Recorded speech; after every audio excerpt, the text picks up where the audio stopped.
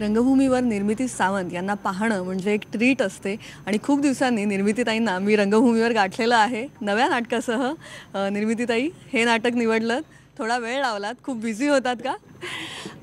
नाही, बिझी असं नाही. काही दिवस आरामही केला मी मध्ये, पण थोडंसं रियालिटी शो आणि मग जरा सिनेमे बिनेमे, एक सिरियल असं थोडंसं करून पुन्हा एकदा माहेरी परत आले माझ्या. कारण नाटक शेवटी जीव का प्राण आहे. मला वाटतं नाटकातून काम करून जे कलाकार इतरत्र काम करतात सिरियल किंवा सिनेमामध्ये, त्यांना कुणालाही विचारलं तरी ते हेच सांगतात की नाटक हे आमचं प्राण आहे, श्वास आहे आमचा. तर मध्ये श्वास थोडासा बंद पडला होता माझा. आता मिस करत होता? खरंच, म्हणजे मी असं मनापासून ते मिस करत होते की नाटक नाही करत आहोत आपण, नाटक नाही करत आहोत आपण. आणि मग शोध चालूच होता चांगल्या स्क्रिप्टचा. आणि आता इतक्या वर्षांनी यायचं तर जरा काहीतरी स्ट्रॉंग सब्जेक्ट घेऊन येऊया हाही विचार होता. तसेही इतर वेळी करत असताना स्ट्रॉंग सब्जेक्टच शोधायचा प्रयत्न असतो नेहमीच.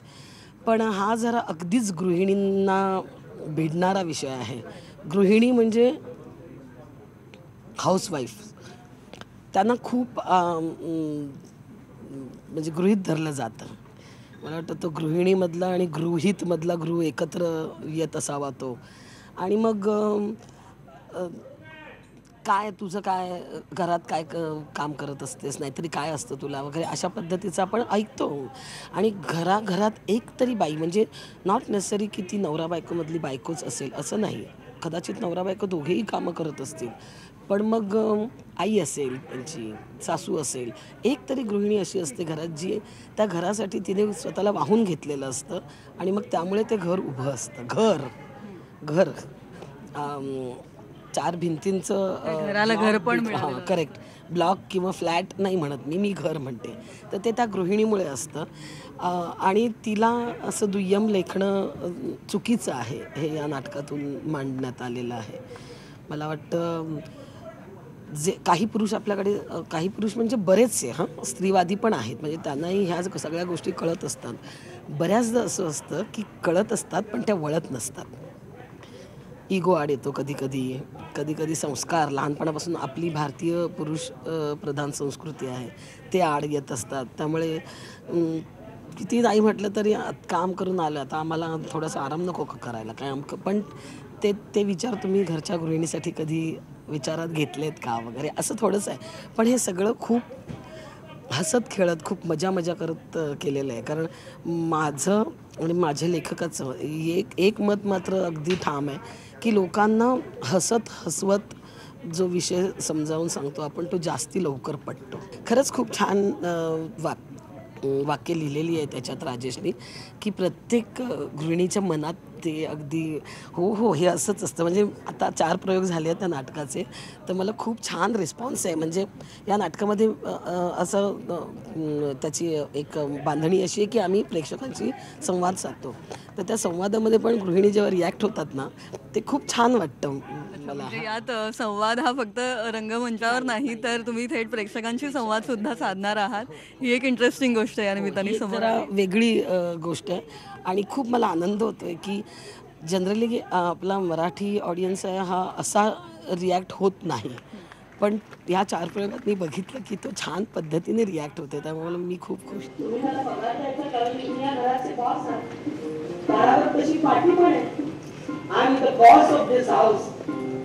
तुम्हाला तुमचा बॉस जसा पगार देतो ना, तसा तुम्ही मला द्यायचा. मला सांगा, तुम्हाला का मिळतो पगार? कारण मी तिथं जाऊन मार करतो, माझी बुद्धी वापरतो, बॉसचा ओरडा खातो, ट्रेनच्या गर्दीतून जातो येतो, म्हणून मला माझा पगार मिळतो. कळला? तेव्हा मी काही इथे घरात बसून जिम्मा करत असते की मी ब्युटी पार्लरमध्ये जाऊन रंगरंगोटी करून घेत असते. रोज तुमच्या आधी 2 तास पहाटे 5 वाजता उठून तुमचे डबे करून, नाश्ते करून, फोट पॉलिश करून, इस्त्रा करून, याला उठवून, तुम्हाला बॅगा भरून देऊन, स्वास्थ्य बदनाने तुम्हाला बाय बाय करून पुन्हा माझ्या आवराला घेते. पुन्हा दुपारचं जेवण, लादी कट्टा, खरेद्या, संध्याकाळचं तुमचं स्वागत, नाश्ता, त्याचा अभ्यास. निर्मिती एक विचारावं वाटतं नेहमी, अर्थात तुम्ही मनोरंजन तर पूर्णपणे आम्हाला देत असता, पण त्याबरोबर सुद्धा स्त्रियांचे प्रश्न एक नेहमीच वेगवेगळ्या रूपातून तुम्ही हलक्या फुलक्या पद्धतीने पण समोर आणत असता. आणि कुठेतरी जेव्हा तुम्ही भूमिका निवडता, नाटक निवडता, सिरियल निवडता, सिनेमा निवडता, या सगळ्या वेगवेगळ्या माध्यमातून जेव्हा तुम्ही हे निवड जी असते तेव्हा कुठेतरी हाही प्रश्न समोर येईल असं काही विचार असतो का या? हो, म्हणजे जेव्हा मला कसं आहे की नाटक करताना तर हा विचार नक्कीच असतो. कारण नाटक तेव्हा चॉईस जास्त असतो. नाही नाही नाही, नाटक केवळ पैशासाठी नाही करत. नाटक करताना बाकी सगळ्या गोष्टी पण विचारात घेतल्या जातात. सगळ्यात महत्त्वाचं समाधान, आपण जे काम करतोय त्याचं समाधान, किंवा आपण जे काही करणार आहोत ते लोकांना आवडण्यापेक्षा स्वतःला आवडणं हे महत्त्वाचं. आणि अगदी माझं एक आवडीचं वाक्य आहे की तुम्हाला स्वतःला आवडलं तर ते तुम्ही लोकांना आवडवू शकता. तर बाकी काही ज्या गोष्टी असतात, रियालिटी शो असेल काय असेल, त्या पैशासाठी करतो. म्हणजे पण जाऊबाई जोरातचा इथे मला उल्लेख करा असं वाटतं. जाऊबाई जोरात ही फक्त नाटक नव्हतं, ती एक मोहीम होती, ती एक चळवळ होती आणि त्या सगळ्या स्त्रियांनी उभी केली होती. मला वाटतं हे नाटक पण एक चळवळच आहे. आणि म्हणजे मला तो रिस्पॉन्स मिळायला पण लागला आहे की तुम्ही आम्हाला सांगा काय करायचं, आपण ते करूया वगैरे पुढे. ही चळवळ अशीच राहू दे चालू असं मला वाटते. कारण त्यातून एक काहीतरी चांगलं झालं तर चांगलंच निर्माण होईल. मला वाटतं श्यामची मम्मी पण तसंच होतं की परीक्षांचा आणि इतका बाऊ केला जातो आपल्याकडे, किंवा आपली शिक्षण पद्धती इतकी दोलायमान अवस्थेत आहे सध्या, तर त्यावरच्या विषयाचं ते नाटक होतं. मला वाटतं प्रत्येक बाईच्या मनातले जे जे प्रश्न आहेत ते वेगवेगळ्या नाटकांमधून मांडलेले आहेत. नक्कीच गृहिणींचे प्रश्न इथे समोर आलेले आहेत, पण तुम्ही हे अगदी पूर्णपणे आग्रहाने सांगता की हे नाटक फक्त स्त्रियांचं नाही आहे. तर याबद्दल हे नाटक फक्त स्त्रियांचं नाही आहे, हे नाटक पुरुषांनी बघावं असंही आहे. कारण मला असं नेहमीच वाटतं की पुरुषांनाही विचार येत असतात ते मनात, नाही असं नाही, पण ते थोडंसं चुंब जळलं तरी पीळ जळत नाही असं म्हटलं जातं ना. अंमलात आणणं महत्त्वाचं. हां, ते अंमलात थोडंसं आणलं जात नाही, किंवा ते त्यांच्याकडून असं अनवधानाने होऊन जातं म्हणा, असं होतं. पण बऱ्याच घरात सामंजस्य आहे की नाही असं नाही आहे. ह्या नाटकातली जी स्त्री आहे मधुवती, तिचा प्रॉब्लेम वेगळाच आहे, त्यामुळे तो बघितल्यानंतर कळेल. म्हणून ती हे बंड करून उठते आणि त्यानंतर मग त्याला एक वेगळीच हे फुटते, म्हणजे क्रांतीचंच स्वरूप येतं त्याला एक. नावाबद्दल फार नाव इंटरेस्टिंग आहे, श्री बाई समर्थ. याबद्दल काही रिॲक्शन झालं? याचे वेगवेगळे अर्थ आहेत. म्हणजे श्री बाई समर्थ म्हणजे आपण ज्या पद्धतीने म्हणतो की एक स्वामी महत्त्वाचे, तसं बाई महत्त्वाची, त्यामुळे श्री बाई समर्थ किंवा श्री बाई समर्थ हे पण त्याचा अर्थ होऊ शकतो. म्हणजे आम्ही असं त्याला वेगवेगळे इंटरप्रिटेशन दिलेले आहेत. खूप छान नाव आहे, पण ह्या नावाचा एक इतिहास आहे. इतिहास असं नाही, पण आम्ही जेव्हा म्हणजे राजेश देशपांडेंनी जेव्हा हे नाटक लिहिलं, त्याला नाव काय द्यायचं असा जेव्हा प्रश्न आला, तर काही वेगळी बरीच नावं राजेशने सांगितली होती. तर त्यांनी फेसबुकवर टाकलं होतं की नाटकाचा हा वन लाईन विषय सांगितला, एक गृहिणीने बंड केलेला आहे आणि अमुक तमुक. आणि या नाटकासाठी कोणाला जर काही नावं सुचत असतील तर कळवा. आणि त्याला खूप प्रतिसाद मिळाला, खूप. आणि आम्ही खुश झालो. आणि त्यातला एक हे नाव आहे. तेव्हाही तुम्ही प्रेक्षकांशी संवाद साधलेला आहे आणि पुन्हा एकदा या नाटकातून सुद्धा तुम्ही प्रेक्षकांशी संवाद साधणार आहात नाटक चालू असताना. त्याच्यामुळे हे नक्कीच इंटरेस्टिंग आहे, बघण्यासारखं आहे. थँक्यू सो मच, खूप शुभेच्छा.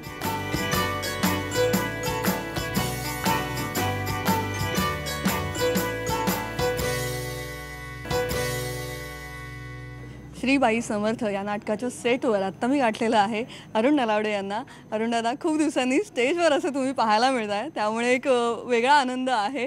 आणि हे नाटक तुम्ही का निवडलं आणि हेच नाटकातून पुन्हा एकदा पदार्पण का करावं असं वाटलं? मला असं वाटतं आपण आयुष्य जगत असताना अनेक काही गोष्टी आपल्या हातून करायच्या राहून जातात किंवा समजत नाहीत, आपण आकलन करून घेत नाही.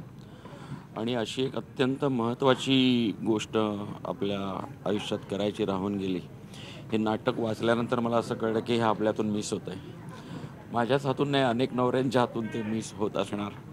आणि नेमका तोच मुद्दा मला या नाटकामधला फारच भावला, म्हणजे की आपण असं का नाही विचार करत. फार साधी सोपी गोष्ट आहे खरं तर, आपण म्हटलं तर फार गंभीर आहे. आणि इतक्या साध्या सोपी गोष्टीमुळे जर एक गंभीर वातावरण तयार होणार असेल आपल्या आयुष्यात, तर मला असं वाटतं ते वेळच्या वेळी आपण दूर केलं पाहिजे आणि आपला संसार सुखाचा केला पाहिजे असं मला वाटतं.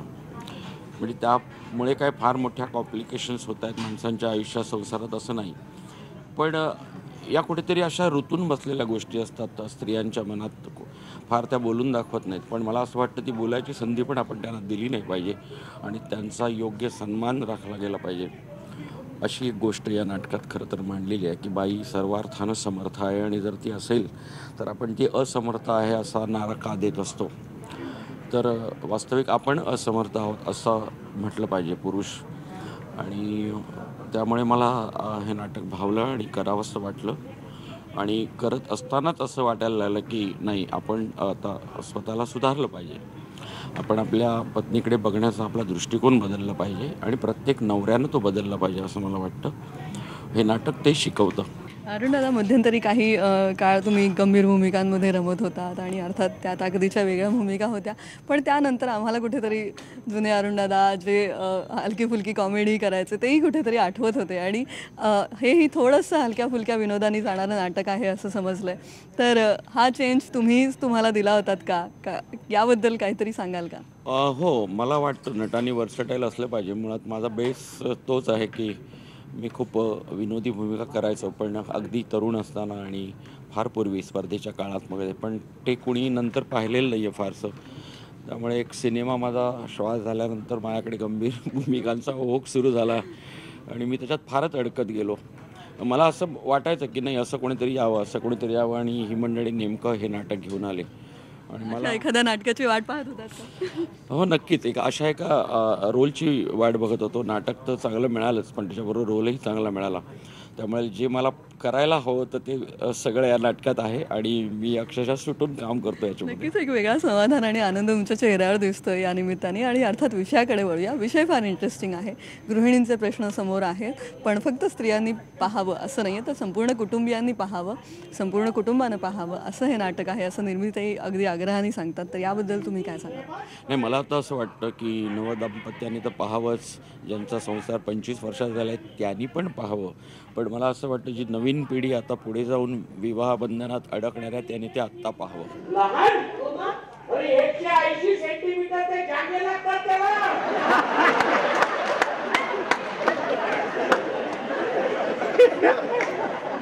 माझ्यापेक्षाही दुप्पट.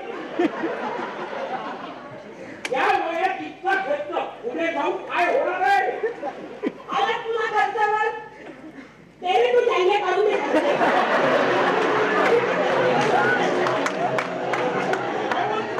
टाइमपासमधला बालभारती आपल्याला सर्वांना आठवतोय आणि आता तो स्टेजवर धमाल करणार आहे एका वेगळ्या रूपात, एका वेगळ्या नव्या नाटकातून. श्री बाई समर्थ मनमीत आता स्टेजवर धमाल पाहायला मिळणार आहे. कितपत आनंदी आहेस या सगळ्या नव्या नाटकाविषयी, या नव्या सगळ्या व्हेंचरविषयी? खूप आनंदित आहे. खरं तर माझं पहिलंच नाटक आहे आणि पहिल्याच नाटकात दिलीप दादांसारखे प्रोड्युसर, एवढे दिग्गज को ॲक्टर्स बरोबर काम करायला मिळतं आहे. खूप बरं वाटतं आहे. आणि राजेश सरांनी स्क्रिप्ट तर बापाच लिहिलं आहे. बाबांच्या नाटकात, भावाच्या नाटकात कधी काम करायची ऑफर आली असेल किंवा इच्छा होत असेल, पण आता हे जरा सगळं वेगळाच ग्रुपकडनं तू नवीन पहिल्या नाटकात येतोयस, तर ही खरं तर नवीन गोष्ट होती. आधी ऑफर आल्या असतील तशा? हो, आलेल्या, पण 10वी अभ्यास वगैरे यामुळे त्या नाही शक्य झाल्या. पण आता हे करतो आहे.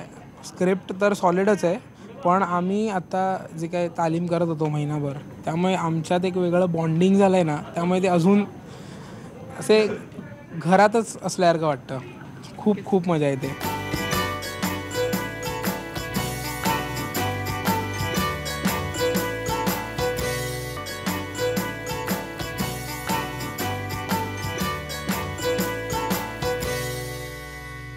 श्री बाई समर्थ या नाटकाच्या सेटवर आता मी गाठलेला आहे समीर चौगुले यांना. समीर चौगुले नेहमीच आपल्याला अनेक रूपांमधून भेटत असतात, अनेक वेळा हसवत असतात आणि याही नाटकात अनेक रूपांमधून ते भेटणार आहेत. समीर, आता इथे काय धमाल करणार आहात? किती पात्रांमधून समोर येणार आहात? नाही, मी 3 पात्र करतो याच्यात. अच्छा, फक्त 3च? 3च आहेत फक्त. नाही, कॉमेडी एक्सप्रेस किंवा फू बाय फू आजपर्यंत केलं किंवा कॉमेडीची बुलेट ट्रेन करतो, त्याच्यात प्रत्येक स्किटमध्ये वेगवेगळं पात्र करावं मिळतं. पण माझ्या मते नाटक इज अ सिरियस बिझनेस. कारण ते तुम्ही महिनाभर त्याची तयारी करता. 3 वेगवेगळे रोल तुम्हाला रंगमंचावर करणं वेगळं आणि कॅमेऱ्यासमोर करणं वेगळं. त्यामुळे माझ्या मते हे 3 रोल माझ्यासाठी असे बऱ्यापैकी चॅलेंजिंग असे होते.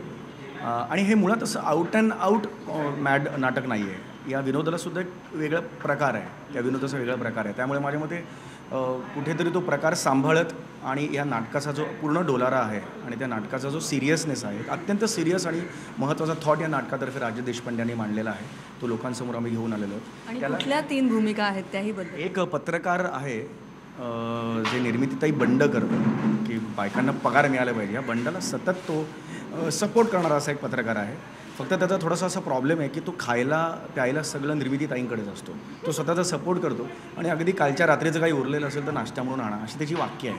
त्यामुळे तो त्यांच्याच घरावर जगतो, त्यांच्या ह्याच्यावर असंच ते आहे सगळं. भुकेला पत्रकार आहे आणि त्याला हे डझंट माइंड, त्याला काही प्रॉब्लेम नाही आहे त्याचा. त्यांनी ते एक्सेप्ट केलेलं आहे कारण त्याची बायको 2 वर्ष गेलेली आहे, वर गेलेली आहे. त्यामुळे सगळं तो यांच्याच घरी खातो आहे. दुसरा एक इन्स्पेक्टर आहे आणि तिसरं कॅरेक्टर आहे ते जजचं कॅरेक्टर आहे. त्यामुळे तिन्ही कॅरेक्टर करायला एक भन्नाट अशी मजा येते आणि टीम दणदणीत टीम आहे. दणदणीत टीम आहे. अर्थात अरुण नलावडे समोर आहेत, निर्मिती सावंत समोर आहेत. त्यामुळे एक कुठेतरी विनोदाची भट्टी तर चांगली रंगलेलीच असणार आहे. नाही, दोघांबरोबर मी काम केलेलं आहे. निर्मितीताईबरोबर जवळजवळ माझं 5वं-6वं नाटक आहे. त्यामुळे तिला कुठल्या प्रकारे रिॲक्ट झालेलं आवडतं किंवा चालतं हे मला बरोबर माहिती आहे. म्हणजे मला निर्मिती सावंत माहिती आहे असं म्हटलं तरी चालेल. त्यामुळे आमचं ट्युनिंग जुळायला काही फारसा वेळच लागला नाही. ट्युनिंग ऑलरेडी जुळलेलं होतं, नाटकाची रिहर्सल सुरू केली असं झालं.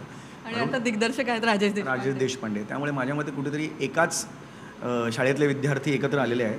फक्त ते 10वीतले आहेत, मी आपला 4थीतला आहे असं म्हणता येईल. रियुनियन झालं. अरुणदादांबरोबर मी काही वर्षांपूर्वी काम केलेलं आहे. त्यामुळे चुमंतर नावाचं नाटक होतं, त्याच्यात मी त्यांच्याबरोबर काम केलेलं होतं. त्यामुळे कलावैभवनी ते आणलेलं मोहन शेठ यांनी. त्यामुळे त्यांचाही बाज मला माहिती आहे. आणि माझ्या मते अरुणदादांसाठी फार मोठं नाटक आहे कारण बऱ्याच वर्षानंतर अशा भूमिकेत ते येत आहे की धमाल आणि धत्तिंग करायचा पूर्ण स्कोप आहे त्यांना. आज मी सुट्टीवर. गृहिणी सुट्टीवर असते का? आज मी नव्हती पण आता असे. आता मी ठरवलंय खुदी को पर बुलंद इतना कि हर ख्वाहिश से पहले नवरा खुद की बायको से पूछे बोल तुझी रजा कधी आहे. या नाटकात मी 75चं काम करते, म्हणजे अरुण काकांच्या आईचा रोल मी करते. म्हणजे 21 ते 75 हे जे काय जमलेलं आहे तुला. त्यामुळे 50 वर्ष पुढे जाऊन काम करताना मला खूपच भीती वाटत होती. खरं तर सगळेजण आपापलं वय इथे प्रेझेंट करतात आणि मला खूप चॅलेंजिंग रोल करायचं होतं इथे. त्यामुळे मला खूपच भीती वाटत होती.